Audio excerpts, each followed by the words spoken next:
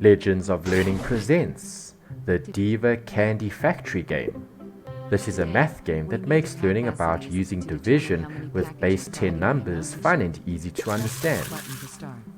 In this informative instructional game, find out how many candy packages we can produce by using multi-digit division. Help manage a candy packing factory.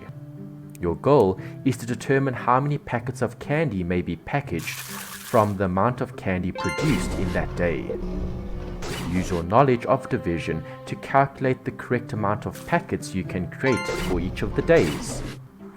Use the mouse to click on the number, and provided that you use the correct number pad, insert the correct numbers into the division quotient. Should you make an error, you can backspace or reset by pressing the relevant icons. Once your division is done, click on the start icon on the packaging machine to check your answer. Complete all the math problems for the week to win the game. Complete all the levels to complete the game. Use your knowledge of math to complete this fun and educational game. Have fun and enjoy playing.